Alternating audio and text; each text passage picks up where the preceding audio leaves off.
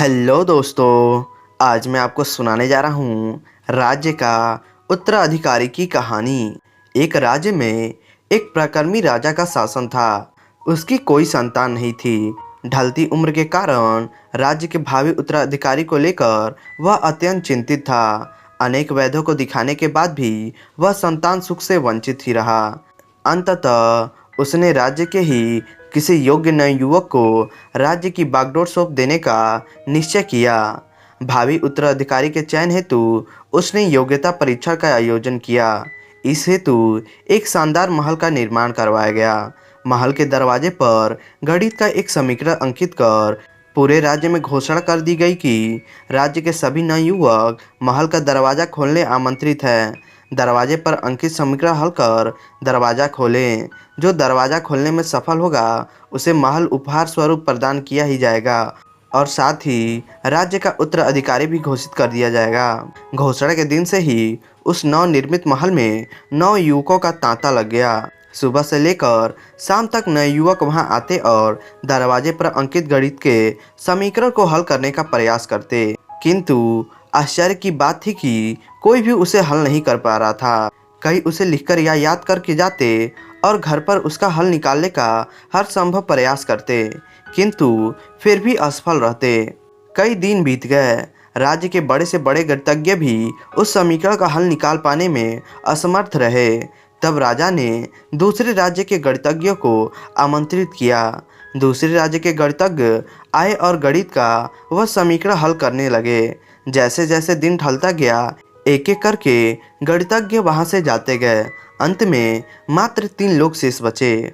उनमें से 2 दूसरे राज्य के गणितज्ञ थे, किंतु तीसरा गांव का एक साधारण सा युवक था। दोनों गणितज्ञ जहां गणित का समीकरण हल करने में लगे हुए थे, वहां युवक एक कोने में खड़ा होकर उन्हें देख रहा था। राजा ने जब उसे यूं ही खड़ा देखा तो पास बुलाकर पूछा, तुम दरवाजे पर अंकित समीकरण हल क्यों नहीं कर रहे?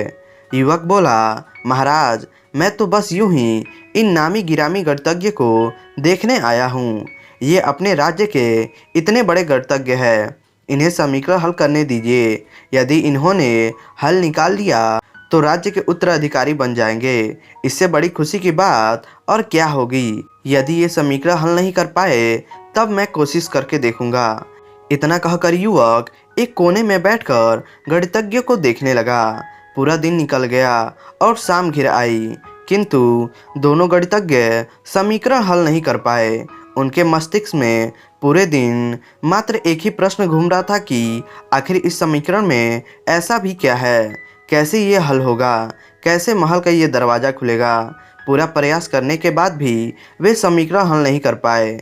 जब उन्होंने हार मान ली तो कोने में बैठा युवक उठकर दरवाजे के पास गया और जाकर उसे धीरे से धक्का दे दिया।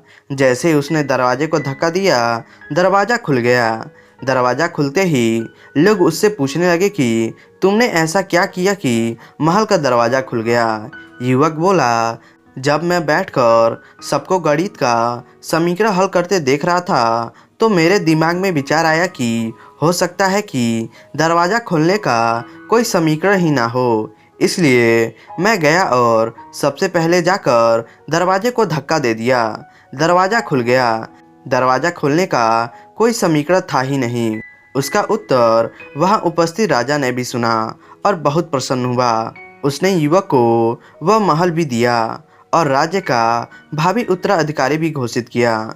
तो दोस्तों, इस कहानी से हमें यह सीख मिलती है कि ज़िंदगी में हम कई बार ऐसी परिस्थिति में फंस जाते हैं जब हमें लगता है कि हमारे सामने पहाड़ जैसी समस्या है, जबकि वास्तव में कोई समस्या होती ही नहीं, या होती भी है तो बहुत ही छोटी सी, लेकिन हम उसे बहुत बड़ा बनाकर उसमें उलझे रहते हैं। बाद में उस समस्या का समाधान अपने आप ही निकल जाता है, या फिर थोड़े से प्रयास के बाद तब हमें एहसास होता है कि इतनी सी समस्या के लिए हमने कितना समय बर्बाद कर दिया।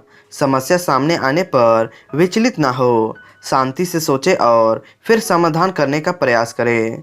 तो दोस्तों, उम्मीद करते हैं ये कहानी आपको पसंद आई होगी, तो आप इसे लाइक करें और हमारे चैनल को सब्सक्राइब करें। धन्यवाद दोस्तों।